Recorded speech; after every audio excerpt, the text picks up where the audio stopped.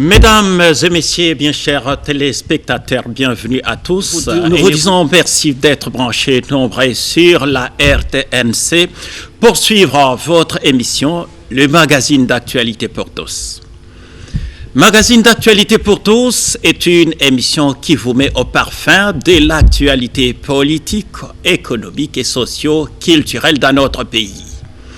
Aujourd'hui, nous recevons encore une fois sur ces plateaux un invité de marque. C'est un habitué de tout le jour. Il s'agit bel et bien de M. Norbert Yamba, qui est un ancien conseiller politique, économique et financier, de président de l'UDPS, le docteur Étienne Tshisekedi Wamulumba, qui est le fondateur de l'UDPS, l'Union pour la démocratie et le progrès social.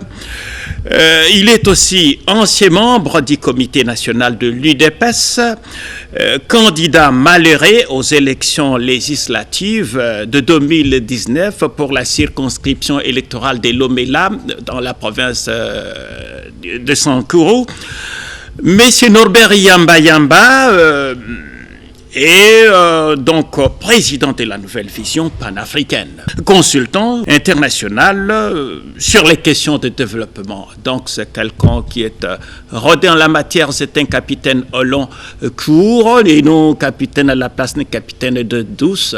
C'est avec lui que nous allons nous entretenir sur l'évolution de la situation politique dans notre pays. Avec notre invité, nous allons aussi parler de la mise sur pied du bureau définitif de la Chambre haute du Parlement, le Sénat. Bonjour Norbert Yamba.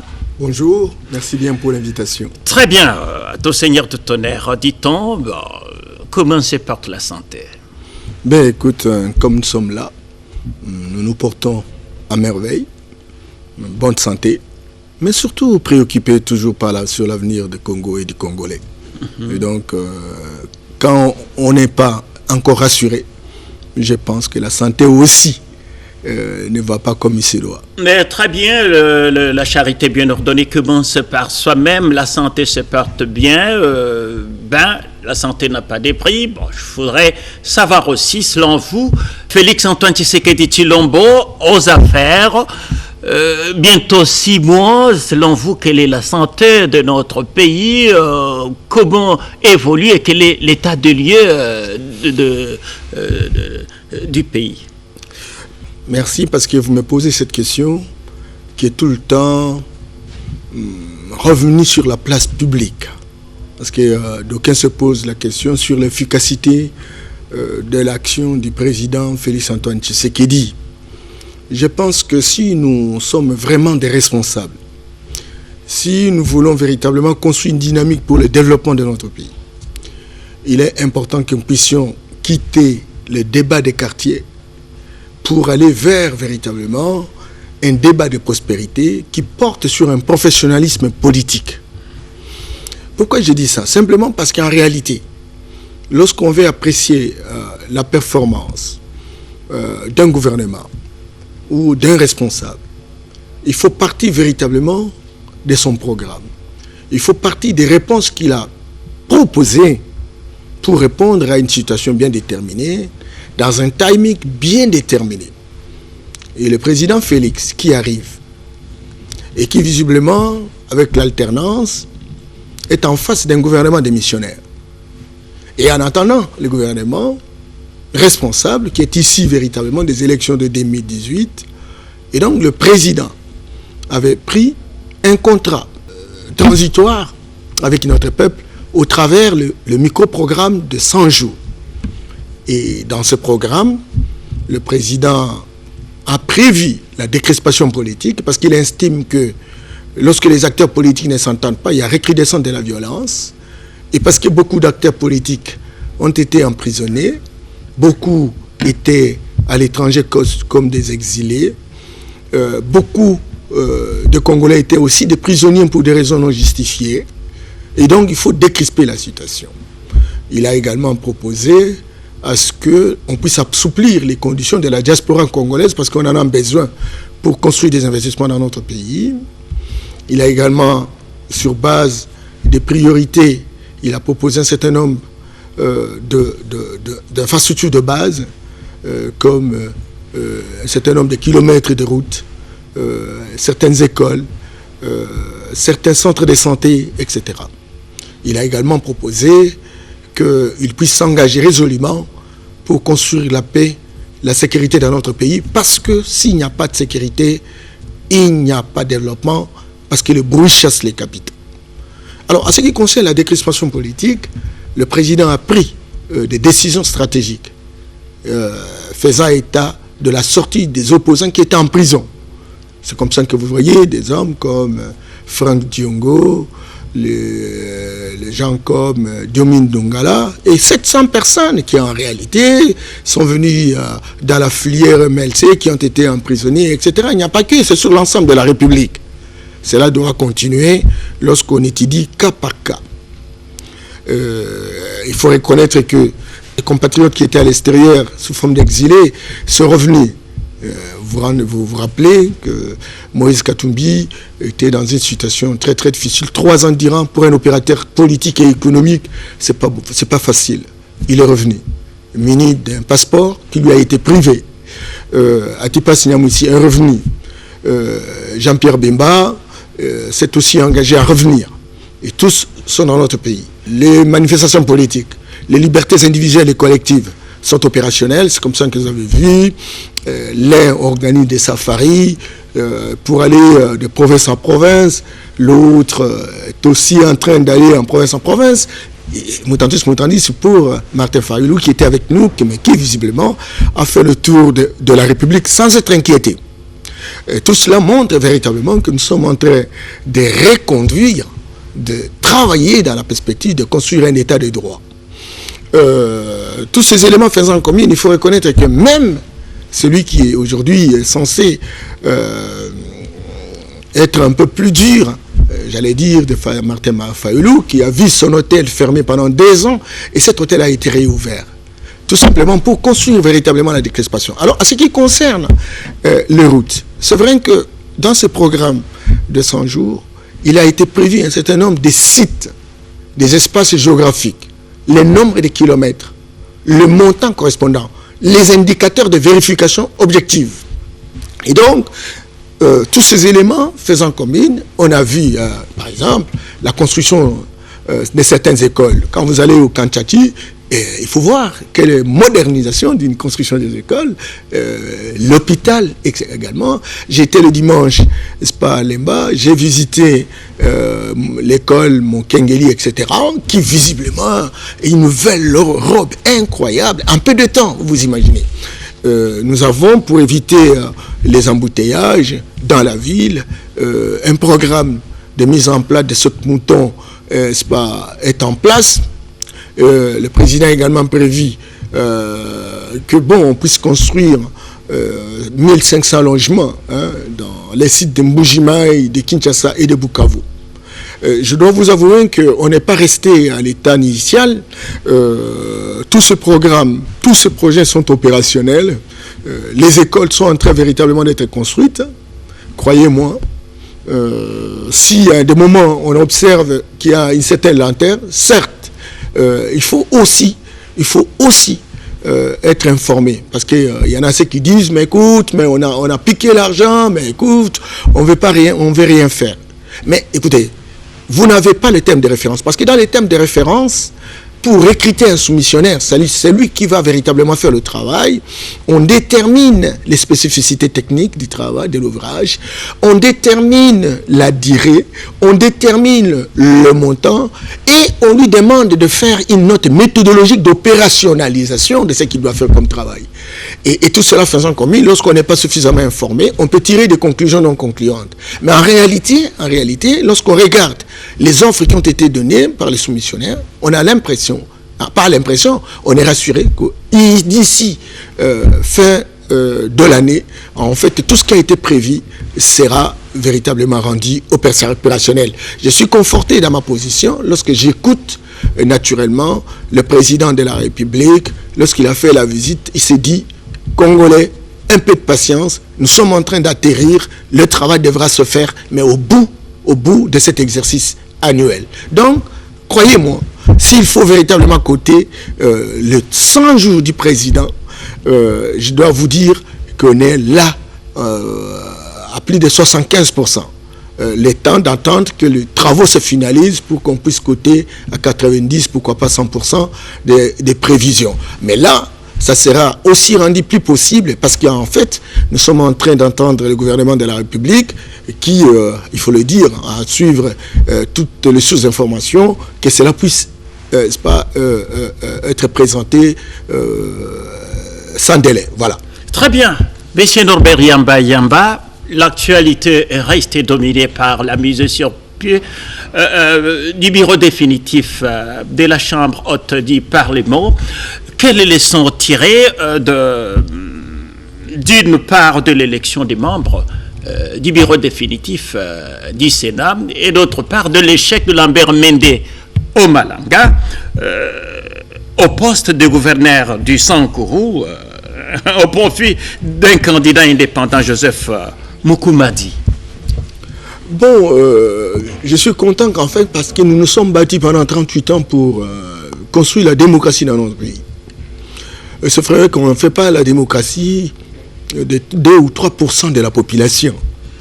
Il faut construire une dynamique qui permette véritablement l'implication de l'ensemble de la population. Mais cette population est handicapée par l'élite politique. Une élite politique est complètement instrumentalisée, mercantiliste à souhait, et qui visiblement a bloqué la démocratie. Mais écoutez, toute crise est en amont du progrès. Ce qu'on est en train véritablement d'assister aujourd'hui, et je vois les signes et les indicateurs de l'action du président de la République qui a intention véritablement de moraliser la vie politique. Ce qu'on a assisté au Sénat, encore que personnellement, je suis cadre de l'UDPS, mais je voudrais répondre par rapport à ces questions en donnant mes avis et considérations. Personnellement, étant donné que l'homme politique congolais est tellement branché dans la construction d'une bourgeoisie politicienne, moi j'aurais souhaité, en fait, si je regarde l'expérience des autres pays, que le Sénat ne puisse pas exister, parce qu'en fait, il décide de la même chose que l'Assemblée nationale. Et donc, on n'a jamais ressenti, l'impact significatif du Sénat par rapport à l'action qui est véritablement desservie à la population. Et beaucoup de pays ont tenté véritablement de ne pas voir le Sénat fonctionner. Je prends l'exemple du Sénégal. Je ne voudrais pas dire que le Congo comme un Sénégal, mais encore qu'il faut sortir de la logique qui fait que ça soit une structure où on veut positionner des chômeurs, etc., qui veulent venir, ponctionner les moyens de l'État. Donc, si ça ne dépendait que de moi, c'était une structure budgétivore qu'il faut mettre de côté. Mais parce qu'en fait, cette structure fonctionne et que cette structure n'a jamais été supprimée, je voudrais quand même donner, c'est pas mon point de vue. Avant de donner ce point de vue, je voudrais quand même, en écoutant, les deux challengers, j'allais dire Alexis Tambwe Mwamba et Modeste Bahati, j'ai ressenti que le 2 tiers de leur programme concernait les sénateurs. Nous allons arranger la situation des sénateurs. Or, la mission de l'institution Sénat, c'est une mission qui est dévolue pour travailler à l'intention des citoyens congolais. Et que les sénateurs, c'est vrai, ils sont payés pour ça c'est évident. Mais écoutez, lorsque on s'engage à devenir président du Sénat, c'est que quelque part vous avez des offres, vous avez des propositions qui vous permettent véritablement d'améliorer les conditions de vie des citoyens. Le Sénat a des objectifs fondamentaux. Il y a d'une part fonder les lois et d'autre part faire le contrôle de l'action de l'exécutif. Fonder les lois. Si on s'engage et on décide de véritablement devenir président du Sénat, c'est que très clairement on a fait le diagnostic de ce qu'a été l'action du Sénat par le passé. Écoutez, dans le cycle 2006-2011, combien de lois ont été votées? Combien de recommandations ont été prises? Lesquelles recommandations ont été prises, lesquelles n'ont pas été prises? Moutandis, pour le cycle 2011 séquence 2018. Il me semble que cet exercice n'a pas été fait. Au point où nous n'avons pas ressenti dans les programmes des différents candidats, nous dire qu'en fait, que par rapport à la production de la législation, par rapport à la production de lois, il existe des secteurs qui ont été véritablement, qui ont bénéficié des différentes lois à prendre, mais il existe d'autres secteurs qui véritablement n'ont pas été pris en considération. Si je deviens président du Sénat, je vais pousser les sénateurs à prendre des lois par rapport à ça. Et faire également le bilan par rapport aux recommandations. Parce qu'on en a entendu, même au niveau de l'Assemblée nationale, il y a trop de recommandations. En commençant par le premier cycle, le deuxième cycle. Mais ces recommandations ne sont pas d'application. Voilà, si j'arrive au perchoir du Sénat, voilà ce que j'attends pour que les recommandations soient prises en considération. Si j'arrive hier, par exemple, les ministres se trouvaient comme des poissons dans l'eau, aucun ministre n'a jamais été sanctionné. Les ministres sont contents parce qu'effectivement, ils sont d'une obédience et les sénateurs sont de telle ou telle obédience. Et lorsqu'ils commettent des bévues ou des détournements de deniers publics, ils ne sont pas poursuivis simplement parce qu'il y a accointance. Moi, quand j'arrive, cette situation va changer. Un tel discours n'est jamais arrivé lors de leurs prestations. C'est comme ça qu'à un moment donné, j'ai considéré que ce sont des incantations à la zaïroise. Quand cela ne tienne, écoutez, on est arrivé à des résultats. On est arrivé à un résultat, mais la situation initiale, la situation de départ n'est pas connue. C'est que très clairement, on va passer 4 ans, 5 ans, sans que véritablement on puisse avoir des résultats. Pourquoi? Parce que le diagnostic n'a pas été fait. Et donc le redressement institutionnel ne peut se réaliser que lorsqu'il y a photographie, j'allais dire, la situation bien scannée. La situation n'est pas scannée, si ce n'est que la situation d'amélioration des conditions des sénateurs. Et là, j'ai dit à ceux qui sont arrivés, j'allais dire, on a assisté vraiment à un exercice, n'est-ce pas, de démocratie. On ne pouvait pas s'imaginer que, bon, Bahati pouvait tenir tête. Coup de chapeau et félicitations à Alexis Tambwe Mwamba qui est devenu président du Sénat. Je sais que la moyenne d'âge entre les deux candidats, c'est de 70 ans. Quand on a 70 ans, on est devenu de plus en plus sage. On a confiance et on a le cœur pour l'avenir de ses enfants, pour l'avenir de ses petits-enfants, pour l'avenir des petits-enfants de ses enfants. Et donc, sincèrement, le Congo a beaucoup de défis. Le Congo a beaucoup de difficultés. Le Congo est à genoux à cause de l'élite politique. L'âge que vous avez et que maintenant vous prenez des responsabilités, qu'on mette au frigo toute l'arrogance, qu'on mette au frigo toutes les manœuvres liées et manœuvres politiciennes qui a permis à ce qu'on puisse construire un îlot d'abondance dans un océan de misère. Et que nous entendons naturellement que cette sagesse qui est liée à l'âge de ceux qui aujourd'hui nous dirigent, je pense, pourra jouer dans le sens de sortir le Congo et les Congolais du bourbier, le sortir de l'emprisonnement pour permettre à ce que la boussole soit tracée dans la perspective qu'on puisse relever les défis. Et le vrai défi aujourd'hui, c'est de lutter contre la pauvreté de notre peuple. Lutter contre la pauvreté de notre peuple. Monsieur Norbert Yamba, au regard de la configuration actuelle du Parlement, c'est-à-dire avec les bureaux de l'Assemblée nationale dirigés par Janine Mabunda, le Sénat par Alexis Tambwe Mwamba, pensez-vous que la tâche sera plus facile pour le président Félix-Antoine Tshisekedi Tshilombo? Si effectivement on fait le scannage ensemble pour comprendre que le Congo, notre pays, est le pays le plus problématique par excellence aujourd'hui en Afrique. Et que le Congo, au regard de ses potentialités, est la locomotive en Afrique centrale. Malheureusement, il y a des pays d'Afrique centrale qui sont mieux nantis que le Congo. Mais des petits pays. Je prends par exemple la Guinée équatoriale. La Guinée équatoriale, c'est 650 à 1 million d'habitants. C'est pratiquement comme le territoire de l'Odja. Mais la Guinée équatoriale est parmi les 10 pays riches d'Afrique. Mais ça fait partie de l'Afrique centrale, dont le Congo est la locomotive. Je pense que lorsqu'on prend conscience de cet état de choses, Lorsqu'on regarde des pays comme le Maroc aujourd'hui, lorsqu'on regarde des pays comme la Corée du Sud, qui en réalité a été au même niveau que nous en 1960, moins que nous, parce que nous avions $368 par habitant par an, et que la Corée du Sud n'en avait que 255. Aujourd'hui, la Corée du Sud a $32 000 par habitant par an. Aujourd'hui, la Corée du Sud est la 13e puissance économique mondiale. Moi, je pense que ce soit Jani Mabunda, que ce soit Alexis Tambwe Mwamba, le 80% des FCC, 90% pas, au Sénat, écoutez, ce n'est que, pas, qu'est-ce que je dirais, c'est un nombre. Je crois que ce sont des Congolais.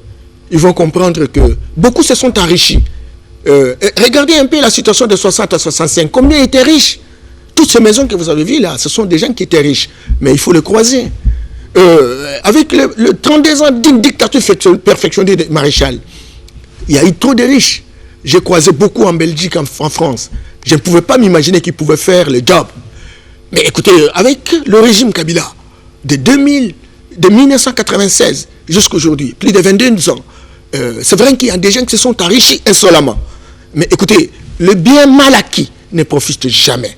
Et je crois qu'aujourd'hui, plus que jamais, maintenant que le Congo est le dindon de la farce, de ce qu'a été la force de son élite pour le transformer, que ce soit l'Assemblée nationale, que ce soit le Sénat, travaillera en collaboration avec Félix Tshisekedi, qui constitue la première alternance, de notre pays, une alternance civilisée. Et je crois que le président Kabila, sortant, doit aussi s'investir pour rester dans l'histoire. Il ne faudrait pas entrer dans l'histoire et à un moment donné sortir par la petite porte. Aujourd'hui, il doit travailler, surtout qu'il est écouté par les siens, que l'on reconnaisse que nous sommes dans une coalition.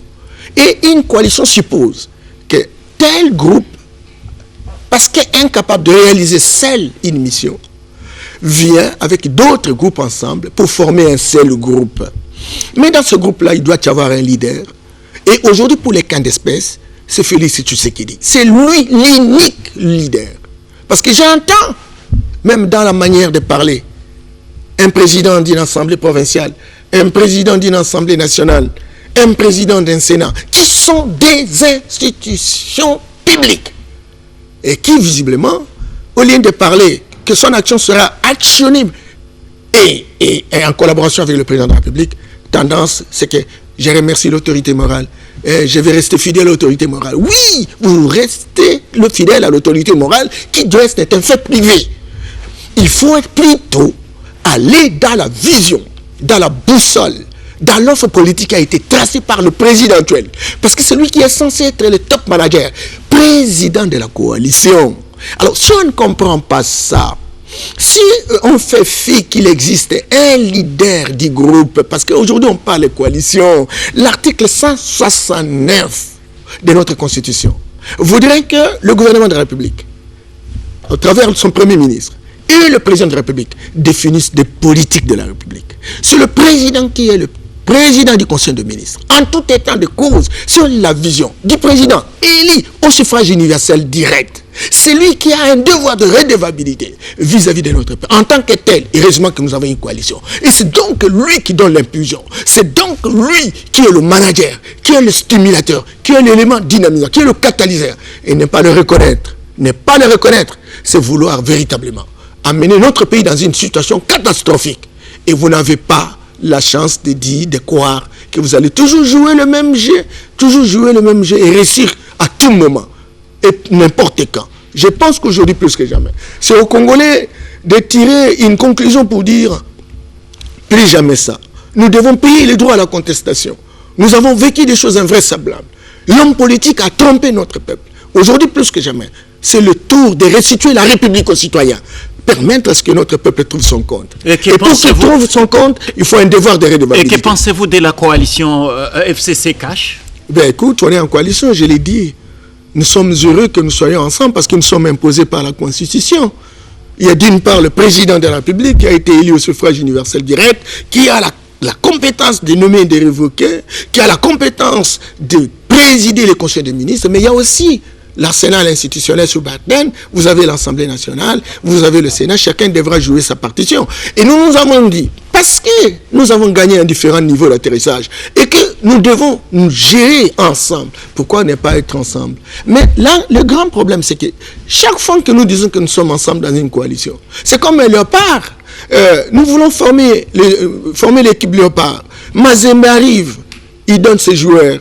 Vita Club arrive, il donne ses joueurs. Renaissance, DSMP, Bilima, etc. Mais écoutez, quand vous devenez les léopards, vous n'êtes plus Mazembe, vous n'êtes plus Renaissance, vous n'êtes plus DSMP, vous êtes devenus léopards. Et léopard aujourd'hui, c'est notre coalition. Et quand tout est en de cause, dans ce léopard, il y a un entraîneur. Il y a un sélectionneur. Et c'est lui qui impulse, c'est lui qui nourrit une vision. Et il faut intégrer naturellement cette donne. Il faut internaliser cette donne. Le grand problème, c'est que on parle coalition, mais lorsqu'on pose des actes, l'impression comme si on jouait le jeu en solo. Or, nous ne sommes pas en solo, nous sommes en train de jouer le collectif et nous devons véritablement aussi intégrer ça parce que j'estime que c'est cela le salut pour la République du Congo. J'estime que, bon, ce qu'on a assisté aujourd'hui, le parcours est parsemé de douleurs d'enfantement. Le moment va venir lorsqu'on aura surmonté des zones de turbulence. Et je crois que ça va se cristalliser. On va consolider une conviction et on va comprendre que nous avons un seul défi, un seul qui est celui de lutter contre la pauvreté de notre peuple. Monsieur Norbert Yamba, l'alternance pacifique et civilisée, au pouvoir, bien entendu, je crois, a plu à Ilié, bien entendu, au mois de janvier, le 24 janvier, jusqu'à ces jours, déjà 6 mois qui sont écoulés, et la nomination d'un Premier ministre en la personne de Sylvestre Ilunga Ilunkamba a pris le temps que ça a pris. Qu'est-ce qui bloque le gouvernement? Pensez-vous qu'avec la mise sur pied du bureau définitif du Sénat et la configuration actuelle de l'Assemblée, entendu les deux chambres du Parlement, facilitera la tâche au président de la République pour accomplir sa mission? Car, vous savez, le temps que ça a pris 6 mois pour former un gouvernement, c'est très très grave, et surtout pour un pays dont l'administration est malade. Oui, mais écoutez, les gens se plaignent du retard du gouvernement. Je pense que c'est une première expérience où deux entités diamétralement opposées qui décident véritablement de travailler ensemble. Et ça prend un peu du temps. Encore que n'oublions pas qu'à un moment donné, à l'Assemblée nationale, on entendait que l'on puisse mettre en place un bureau définitif. C'était intervenu au mois de mai. Aujourd'hui, nous sommes au mois de juillet. Donc, on ne pouvait pas avoir un gouvernement. Ce gouvernement qu'on aurait devrait aller être investi par l'Assemblée nationale. Il me semble que cette Assemblée nationale n'avait pas encore organisé son bureau définitif. Et donc, il faut comptabiliser véritablement ces temps-là. Il ne faut pas non plus simplement voir que non, les retards c'est ci ou les retards cela. Je voudrais également m'adresser à notre peuple pour dire, le dimanche j'ai vu beaucoup de groupes venir chez moi pour dire, Monsieur Yamba, hier nous sommes en train, vous défendez tellement trop, le président, c'est comme si le peuple d'abord se transforme en peuple, le ventre d'abord. Comment expliquer que le président doit de temps en temps prendre du champagne avec son ancien collègue, le président sortant, etc. C'est qu'il n'est plus avec nous, etc. Moi, je dis, mais je ne comprends rien. Nous venons d'expliquer un peu comment l'arsenal, le paysage politique aujourd'hui est fonctionnel. Ce n'est pas une situation si facile. Si les leaders ne peuvent pas se parler, si les leaders ne peuvent pas être en interaction dynamique, il n'y aura pas de crispation, il n'y aura pas de dramatisation des relations. Tout va se compliquer, il n'y aura pas de résultats, il n'y aura pas de retombées positives, il n'y aura pas d'externalités positives.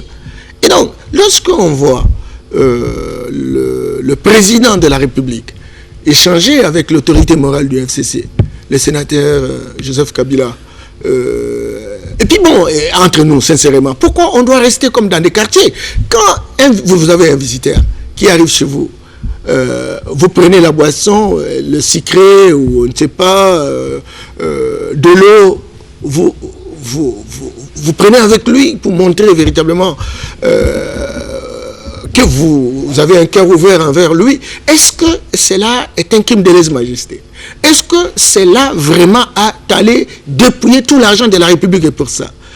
Chers amis, surtout les politiques, réfléchissez, le Congo a tellement de problèmes. Vous savez que le Congo a 2 345 000 km².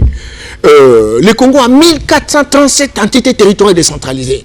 Beaucoup de ces entités ont la même taille que le Rwanda. Parce que le Rwanda compte 100 fois pour le Congo. Vous voyez, et donc on a beaucoup de problèmes. On a beaucoup de problèmes à résoudre. Mais réfléchissez. Présentez vos offres. Présentez vos propositions. Pourquoi vous n'avez pas de proposition? Vous n'avez qu'à faire la diffamation, vous n'avez qu'à faire l'intoxication. Le jour viendra où notre peuple sortira de la résignation. Notre peuple sortira de la naïveté et comprendra que tel, c'est un roublard, tel, c'est un profiteur, tel, c'est un pilleur, tel, c'est un corrompu, c'est un manœuvreur. Et donc, ça viendra. Parce que vous êtes toujours dans les débats d'opinion, dans les débats qui portent essentiellement sur les ragots des quartiers, ce qu'on appelle le ragot de bas étage. Nous voulons les débats de prospérité. Nous voulons projet contre projet. Nous voulons proposition contre proposition. Le pays est foutu. On ne bougera pas le pays s'il n'y a pas de nouvelles offres, s'il n'y a pas de nouvelles façons de faire les choses, s'il n'y a pas de nouvelles propositions, s'il n'y a pas de nouvelles échelles, s'il n'y a pas de nouveaux escaliers. Donc, nous avons un intérêt aujourd'hui plus que jamais d'améliorer notre manière de faire les choses. C'est comme ça que le président de la République écoutera dans de bonnes conditions l'homme politique qui donne des propositions pour qu'il améliore sa situation. Alors maintenant, ne pas donner des propositions pour aller dans la diffamation, avec des intoxications qui frisent une certaine légèreté. À ce moment-là, vous ne rendez pas service à notre peuple. Parce que c'est l'occasion que nous avons. Pour une fois, il y a eu alternance, semble-t-il, civilisée. Mais profitons-en. Parce que vous n'avez pas proposé d'autres alternatives pour construire cette alternance. Mais écoutez, c'est la même occasion, c'est la seule occasion que nous avons. Soyons derrière le président de la République pour que nous puissions proposer, critiquer de manière responsable son action. Encore qu'il faut qu'il y ait une opposition qui travaille et qui a des moyens. Et les lois de la République ont prévu véritablement ces moyens-là. Et le président de la République est favorable à ça. Et qu'ensemble, dans une intelligence collective, nous puissions relever le défi. J'ai continué à dire le défi de lutter contre la pauvreté de notre peuple. Vous êtes candidat malheureux aux législatives de 2019 pour la circonscription électorale de Lomela. Quel commentaire faites-vous aux élections, notamment en ce qui concerne votre province, le Sankuru, et surtout de l'échec de Lambert Mende au Malanga au poste de gouverneur de province? Ça fait couler beaucoup d'encre et de salive. Je ne sais pas, puisque vous êtes fils du terroir, vous êtes compatriote, vous êtes congolais, comment vous commentez ces élections? Merci beaucoup. Les élections ont-ils lieu au Sankuru? Il faut reconnaître que moi je suis de l'IDP Tshisekedi. J'ai été candidat. J'ai vu des choses invraisemblables. Je ne vais pas revenir à ça. Nous avons construit une coalition. Nous avons géré nos émotions. Et nous croyons pouvoir aller tout en ayant accepté l'inacceptable. Quand cela ne tienne, les élections de gouverneurs, ça ne concerne même pas l'IDPS. Parce que j'entends les gens dire, mais écoute, c'est l'IDPS, etc. J'ai été parmi des personnalités de prédilection du Sankuru, du moins de l'IDPS, qui aurait pu devenir véritablement candidat gouverneur de province. Mais l'IDPS n'a même pas un député provincial. Et donc, les 25 députés de la province du Sankuru sont du FCC. Les deux candidats, l'un, c'est le ténor, parmi les ténors, l'honorable Lambert Mende, pour qui je salue là où il est, qui est un aîné, pour qui je dois du respect et de la considération. Il est l'un des ténors. Si on cite 5 personnes au pouvoir aujourd'hui, il est parmi ces gens-là. Il est du FCC. Les députés sont du FCC. Et donc, les 25 sont du FCC. Son chalagère, Moukoumadi Joseph, il est indépendant. C'est un garçon qu'il a élevé, qui est parti par sa cour. Et voilà qu'ils se sont retrouvés à deux. 17 personnes ont élu l'indépendant, qui n'est pas du FCC. Et 8 personnes ont élu Lambert Mende, qui a été le candidat recommandé du FCC. Qu'est-ce que je peux dire par rapport à ça? D'abord, coup de chapeau à Joseph Moukoumadi pour ton élection comme gouverneur. Coup de chapeau également à l'honorable Lambert Mende, parce que vous n'avez pas démérité. Notre génération est marquée par votre prestation, votre capacité de contribuer véritablement à la construction de la démocratie dans notre pays. On est reconnaissant. Et je sais que vous êtes capable de gérer, pas, les déceptions et les frustrations générées par des élections démocratiques. J'en suis conscient. Et j'ai confiance. Cependant, je voudrais tirer l'élection. Lorsqu'on est dans un groupe qui est supposé avoir plusieurs personnalités, plusieurs groupes d'intérêts parfois divergents. Lorsqu'on veut choisir le représentant d'un groupe, il est important qu'on mette en place des dispositifs d'une gestion des contradictions.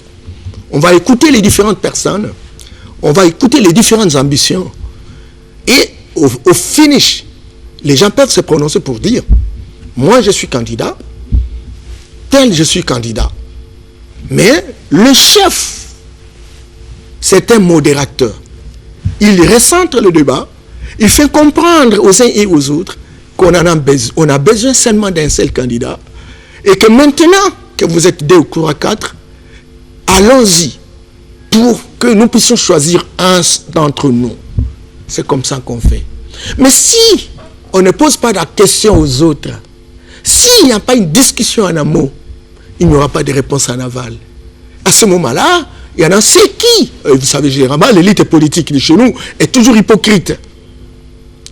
Elle dit difficilement ce qu'elle pense lorsqu'elle est surtout en face de l'autorité.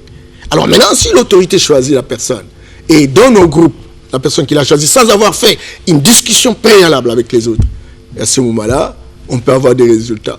Si la discussion a eu lieu, parce que croyez-moi, au Sankourou, en dehors de moi et certains de mes collègues de l'IDPS, il n'y a pas d'opposants. Mais alors, tous ces gens-là, quand vous prenez par exemple tous ces leaders-là, ils sont du FCC. Mais chacun d'entre eux, parce qu'ils ont tellement privatisé la démocratie au Sankourou, que chacun a ses quelques députés provinciaux. Et donc, les députés provinciaux sont robotisés, sont instrumentalisés. Ils n'écoutent que l'ordre donné par chaque groupe, bien entendu, l'ordre donné par son leader. Alors maintenant, s'il y a une discussion et que les leaders se sont mis d'accord pour dire nous choisissons telle personne, Lambert n'aurait pas véritablement de problème. Mais ici, il me semble que c'est l'autorité morale qui a choisi. Et donc, les autres ont subi. Mais au lieu de dire très clairement à l'autorité morale, pour dire que ce n'est pas le candidat que nous voulons, ou nous voulons véritablement choisir quelque chose pour lui donner des conditions, rien du tout. Et voilà, cette divergence d'opinion à l'intérieur du FCC, cette mauvaise gestion des contradictions à l'intérieur du FCC, a donné le résultat que nous avons. Et la Mutandis, ça a failli véritablement générer aussi au Sénat. Ça a failli générer. Et vous avez vu, Bahati, 43 votants. Et pourtant, il n'y n'a que 11 sénateurs. C'est que très clairement, les gens du FCC ont voté. Et parce qu'effectivement, c'était la même formule, la même façon de faire les choses. Je crois que la fois prochaine, on a besoin que les différentes plateformes, étant donné les difficultés que nous avons, la zone de turbulence que nous sommes en train de traverser, la démocratie a joué. Et que la discussion soit à l'interne, pour que cette discussion permette véritablement à chaque groupe de s'exprimer et de ressortir ses libertés individuelles et collective. Très bien. C'est de cette manière-là qu'on va véritablement... Sur le plan économique, le pays est par terre. Chez Norbert Yamba, malgré le scandale géologique tant vanté, alors que soi-même on ne se scandalise pas. Par où commencer pour relever le défi afin de relancer l'économie? C'est une question vaste. Mais écoutez, vous savez, un prof nous disait, c'était un prêtre à l'époque, comme pour amuser, nous disait que Dieu a créé le monde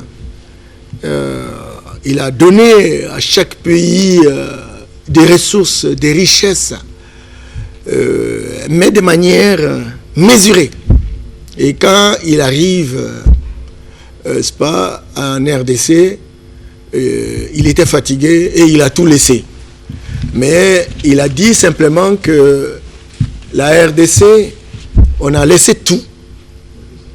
Et les autres sont venus pour lui dire, mais écoutez, monsieur, notre Dieu, pourquoi vous avez tout laissé, vous nous avez donné trop peu de ressources.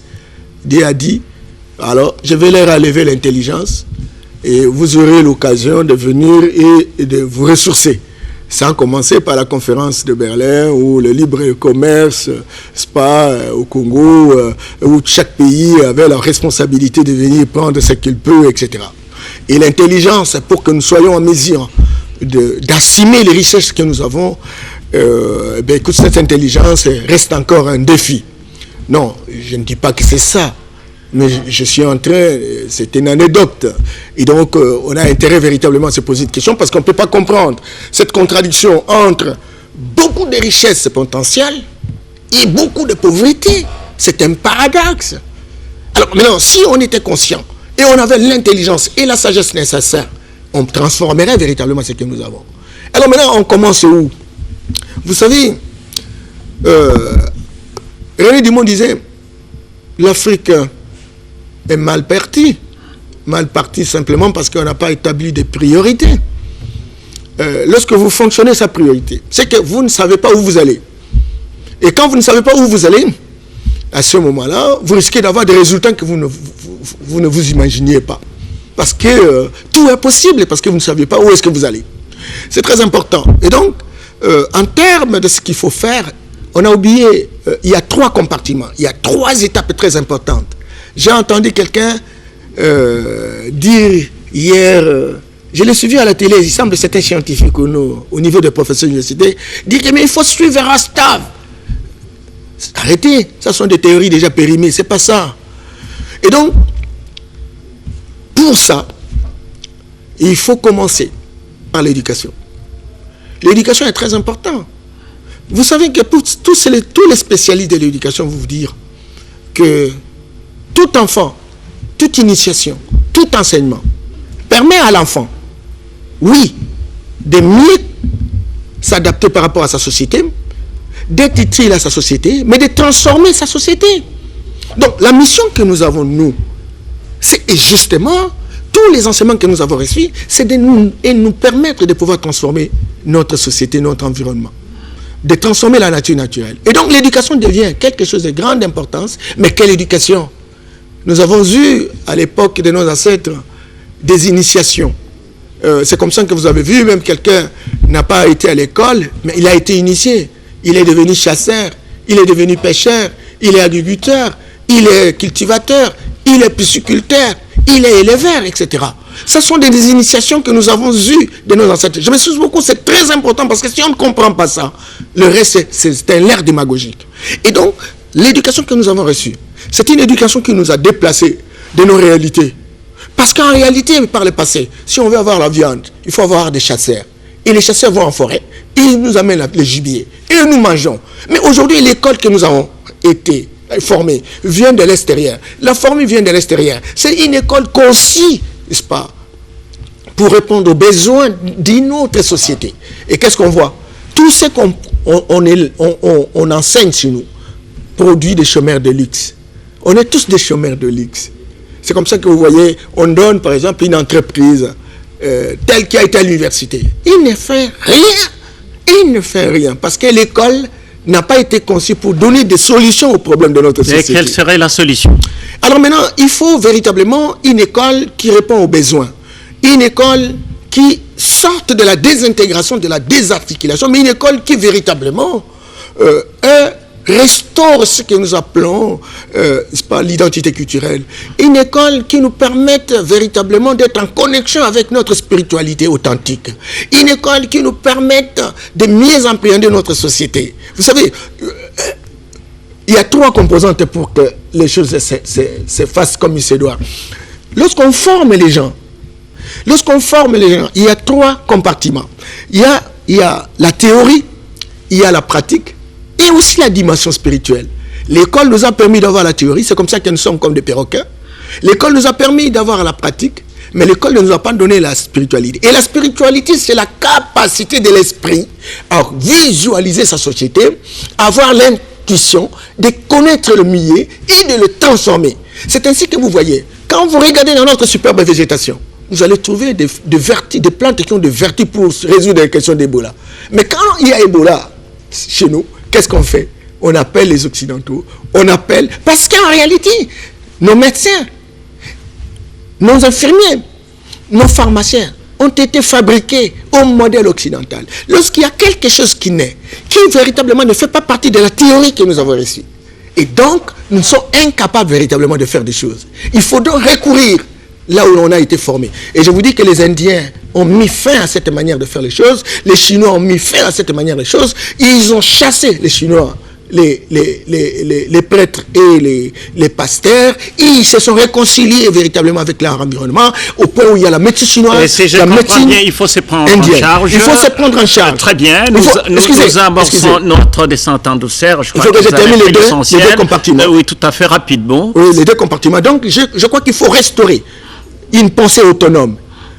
Il faut restaurer des idées qui nous permettent véritablement que nous puissions puiser dans notre environnement. C'est comme ça que, vous voyez, Montesquieu a dit, Jean-Jacques Rousseau a dit, il faut trois organes. Non mais écoute, arrêtez. Ça fait combien de millénaires ça? Et puis bon, quand est-ce que nos philosophes, quand est-ce que nos politologues, nos sociologues vont inventer des modèles qui sont les nôtres pour que ça corresponde véritablement à notre situation? Sinon, alors on va rester véritablement des répétiteurs, des récitateurs, des perroquets, etc., sans aucune percée spectaculaire dans notre société. Deuxième chose, tout ce que vous voyez, les Chinois, les Américains, les Occidentaux sont en train d'avancer, c'est la technologie. Nous avons combien de minéraux chez nous? Nous avons combien de produits agricoles? Nous avons combien de l'espace, la forêt, le bois, etc. Mais on ne transforme rien. Il faut construire des chaînes de valeur ajoutée. Et pour cela, il faut des technologies. Il faut de la recherche technologique. Il faut que nos universités aujourd'hui commencent. On nous produit des technologies. Les Chinois ont commencé par la méthode de la machine inversée. La méthode de la machine inversée, ça veut dire que les Américains produisent des technologies et ils changent les modèles et ils inventent leurs propres modèles. Aujourd'hui, ils ont stabilisé leur intelligence au point où ils produisent des technologies. Pour terminer, la bonne gouvernance.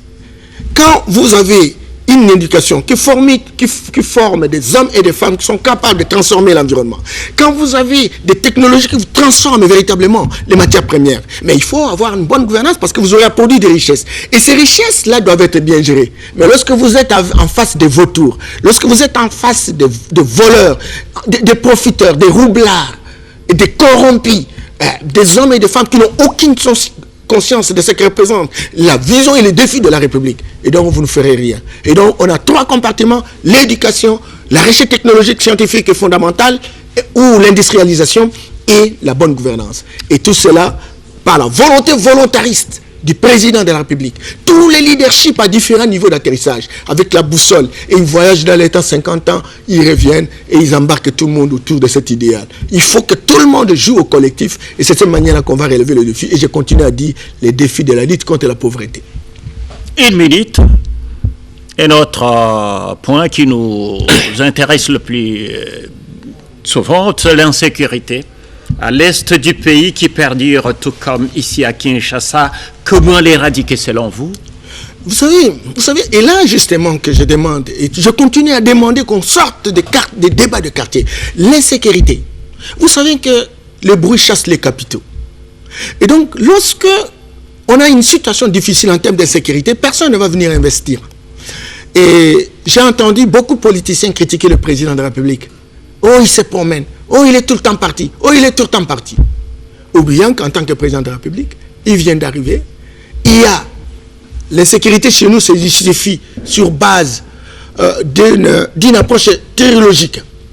Vous avez d'une part les vautours internationaux qui sont souvent représentés par des multinationales. Et vous avez la sous-région, c'est-à-dire nos voisins qui jouent le rôle véritablement des sous-traitants. Et vous avez nos compatriotes qui sont au Congo, qui veulent s'enrichir. Et ils font des passerelles, des synergies gagnantes avec les deux autres compartiments. Et donc, lorsque vous voulez véritablement terminer l'insécurité, parce que nous avons des ressources potentielles. Et tout celui qui véritablement voudrait avoir des richesses a besoin de venir au Congo. Et vous savez qu'aujourd'hui, l'Occident a des difficultés. L'eau, il n'y en a pas. Les forêts, il n'y en a plus. Les minéraux, il n'y en a plus. Donc, l'Afrique devient le terrain de prédilection pour prendre des richesses. Et ils s'organisent en multinationales. Mais ils s'entendent avec nos compatriotes qui deviennent véritablement des relais. Et le président de la République dit, il faut discuter avec ces gens.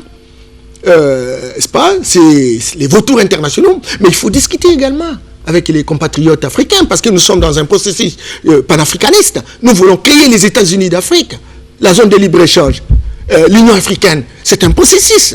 Et donc, pourquoi devons-nous nous combattre pour construire l'insécurité dans nos pays? Pourquoi nous ne pouvons pas créer des projets fédérateurs, etc. Tout cela faisant combine va permettre de décrisper la situation. Encore qu'il faut, à l'intérieur de la République, identifier ceux qui sont pas à la base de cette insécurité. Tout cela faisant commune montre qu'il est en train de prendre contact avec les militaires, prendre contact avec les services de renseignement internes et externes pour qu'on cherche une fois pour toutes des stratégies innovantes qui permettent d'arrêter véritablement cette insécurité. Nous sommes en train d'avancer. Aujourd'hui, j'ai quoi? Aujourd'hui, ce sont les douleurs d'enfantement. Aujourd'hui, nous sommes en train véritablement de vouloir dépasser cet état de choses. Parce qu'il n'y a pas complicité, il n'y a pas complotation. Le président est en train de leur faire comprendre qu'on gagnerait plus. Lorsque vous regardez, vous faites l'analyse coût-bénéfice et risque de l'option guerre par rapport à l'option de non-violence, vous trouvez que la non-violence a beaucoup de dividendes et chacun trouvera son compte au lieu de continuer véritablement à se bagarrer pour des richesses. Et il y a possibilité de construire des projets fédérateurs qui permettraient véritablement la répartition, n'est-ce pas, des dividendes. Mesdames et messieurs, bien chers téléspectateurs, je rappelle que nous avons reçu sur ces plateaux M. Norbert Yamba Yamba, qui est l'ancien conseiller économique et financier du président de l'UDPS, Étienne Tshisekedi Ouamulumba de Rez mémoire. Et il est aussi un ancien membre du comité national de l'UDPS, candidat malheureux aux législatives de 2019 pour la circonscription électorale de Lomela au Sankourou. Norbert Yamba Yamba est président de la Nouvelle Vision panafricaine et consultant international sur les questions de développement. Monsieur Norbert Yamba Yamba, il nous reste 5 minutes pour boucler notre entretien, mais je vous pose quelques 2 ou 3 questions, je crois, et nous allons ainsi boucler notre émission. Dites-nous toujours sur le plan politique en rapport avec la réforme des institutions ou la réforme institutionnelle. Comment voulez-vous que les services de sécurité et de défense soient organisés? 1 minute ou 2 minutes? Donc, je voudrais simplement dire qu'il est anormal de croire que le président de la République va devenir un magicien pour construire une dynamique non seulement de développement, mais de paix dans notre pays. La Constitution de la République a consacré la décentralisation. Et cette décentralisation a permis véritablement d'avoir 3 niveaux de gouvernance, 3 paliers de gouvernance. Il y a le niveau national, le niveau provincial et le niveau local. À chaque niveau, il y a un chef qui est censé jouer le rôle d'un président de la République. Aujourd'hui, nous avons 1437 entités territoriales décentralisées. Nous avons 97 villes. Nous avons 26 provinces. Et donc, à chaque niveau, il faut qu'il y ait des responsabilités de ces différents responsables qui représentent le président de la République à différents niveaux d'atterrissage. Et à ce niveau-là, la même politique du président fasse véritablement œuvre utile. De la même manière que le président se bat à l'échelle nationale pour construire la sécurité, il faudrait que cela se fasse au niveau local. Parce que, croyez-moi, quand le gouverneur de la République, le gouverneur de province, doit être à la base de la zizanie, de la division, d'opposition des tribus contre les unes contre les autres, c'est pas sérieux. Moutandis pour le maire de la ville, le bourgmestre, les chefs de secteur, les chefs de chefferie. À chaque niveau d'atterrissage, il faut capter le message du président, la vision du président et en tout état de cause, travailler dans le sens de pouvoir véritablement construire la paix. Mais là, les services de l'État, notamment la police, l'armée, les agences de renseignement, l'agence de migration, tous ces services de sécurité devront être mobilisés, encore qu'ils aient conscience que le pays a des défis et qu'aujourd'hui, plus que jamais, il ne s'agit pas d'une question de prestige d'un individu, mais une question de prestige de toute une nation. En tant que tel, chacun devra jouer sa partition pour que l'on puisse construire une sécurité qui va drainer véritablement les investisseurs dans la perspective de construire des richesses dans notre pays. Et concernant l'éducation nationale, le président de la République est à la croisée des chemins. Pensez-vous qu'il puisse financer le recyclage des enseignants ou financer la gratuité de l'enseignement primaire? C'était perdu depuis longtemps, mais à l'époque, les enseignants, nous quand on était à l'école primaire, on voulait devenir enseignant simplement parce que ces enseignants-là, il y en a ceux qui avaient des Vespa, des motos, etc. Parce qu'un enseignant de l'école primaire, c'était un modèle référentiel. Il me semble qu'on a tout perdu simplement parce que l'élite politique a cru pouvoir privatiser la République. C'était devenu sa chasse gardée. Aujourd'hui, on est dans le processus de restitution de la République aux citoyens. On est dans le processus de la popularisation de la gestion de la République. Et donc, je pense que tous ces avantages qui étaient liés aux fonctionnaires de l'État, aux journalistes que vous êtes, aux enseignants, à différents niveaux d'atterrissage, vous trouverez votre compte. Encore que chaque syndicat s'organise et qu'on puisse dégonfler les émotions toxiques, faire de grandes propositions, n'est-ce pas, au président de la République pour qu'à différents niveaux, selon les moyens qui sont les nôtres, on puisse y aller de manière progressive, graduelle et évolutive. Moi, je suis conscient que le président a une volonté très volontariste pour avancer dans cette perspective. Monsieur Norbert Yamba, c'est ici que nous bouclons notre entretien, notre émission. Quel est le message que vous avez par rapport à ceux qui nous suivent à Kinshasa, dans le reste du pays, le Congo profond, et voire même l'extrémité du globe? Chers Congolais, je suis de l'IDPS Tshisekedi depuis 38 ans. J'ai connu le président de la République. J'ai travaillé plusieurs fois avec lui. Je connais la personne. Je connais son degré de moralité. Aujourd'hui, il est président de la République. C'est vrai que beaucoup s'inquiètent en disant, mais écoute, Tshisekedi est manipulé, Tshisekedi est robotisé, certains l'appellent placebo, certains l'appellent marionnette, etc. Détrompez-vous. C'est un homme. Au moins vous avez une piste de sortie de cette situation que nous avons. Il est là. Il n'oubliera jamais le peuple. Parce qu'il a un devoir de révabilité vis-à-vis des mémoires de son père. Il a un devoir de révabilité vis-à-vis de lui-même. Parce que Tshisekedi n'a pas que Félix Tshisekedi comme enfant. Ils sont nombreux. Mais c'est lui qui s'est distingué. C'est lui qui s'est investi. Il est devenu président après la mort de Tian. C'est qu'il a aussi un honneur à défendre. Croyez-moi, sincèrement. Croyez-moi que ce n'est pas un placebo. Croyez-moi que c'est un messie avec un majuscule. Beaucoup diront qu'Yamba est devenu fanatique. Je ne le suis pas. Mais je sais que c'est la voie de sortie. Je sais que c'est la voie obligée. Entendez, investissez-vous. Ne vous versez pas toujours dans les critiques. On n'aura rien, on ne verra rien. Le pessimisme, c'est pas bon. Le président, lorsque il prenait la parole lors de la rencontre des églises, il a dit que le Seigneur nous pardonne, que nos pensées négatives soient annulées pour que véritablement le Congo se retrouve dans la perspective d'assumer son leadership vers le développement. Enlever des idées négatives, critiquez de manière responsable et vous aurez des résultats. Parce que nous sommes dans une approche de gestion participative et c'est cette gestion participative qui va aider que lorsque vous êtes dans une chefferie et que le chef de chefferie est en train de se comporter mal, il faut le lui dire, il faut lui apporter des propositions. Moutandis au niveau des communes, au niveau véritablement de villes, des provinces, jusqu'à l'échelle nationale. Ce n'est pas le président de la République qui va descendre en Ngoueche, à Walungo, en 2000 km pour aller véritablement travailler à la place du chef de chefferie. Il faut qu'à différents niveaux d'atterrissage, que les gens jouent partition, que chacun s'investisse. C'est de cette manière-là, sincèrement, que vous aurez rendu service, non seulement à vous-même, mais à notre peuple. Et que l'Afrique, le monde entier pourra nous respecter. Parce qu'au moins là, le Congolais aura pris ses responsabilités et aura pris véritablement sa vie en charge. Monsieur Norbert Yamba, c'est ici que s'achève notre émission. Nous vous disons merci d'avoir accepté notre invitation. Merci beaucoup, merci pour l'invitation. Je sais qu'on reste disponible.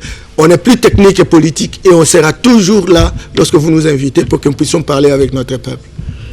Mesdames et messieurs, bien chers téléspectateurs, c'est ici que s'achève notre émission. Je rappelle que nous avons reçu encore une fois aujourd'hui sur ces plateaux un invité des marques. Il s'agit bien de M. Norbert Yamba Yamba. Norbert Yamba Yamba est un ancien conseiller économique et financier du président de l'UDPS, le docteur Étienne Tshisekedi Ouamoudumba, de res mémoire, ancien membre du comité national de l'UDPS, candidat malheureux aux législatives de 2019 pour la circonscription électorale de Lomela dans la province de Sankourou. Pour le compte de l'UDPS, je le précise, il est cadre de l'UDPS. M. Norbert Yamba Yamba est président de la nouvelle vision panafricaine et consultant international sur les questions de développement. Je suis de ceux qui pensent que l'Afrique peut fonctionner comme une seule unité. Très bien, avec notre invité, nous avons commenté la situation politique de notre pays depuis l'avènement de Félix-Antoine Tshisekedi Tshilombo aux affaires, mais nous avons aussi parlé de l'élection des membres du bureau définitif de la Chambre haute du Parlement, le Sénat. Encore une fois, nous vous disons merci et à la prochaine.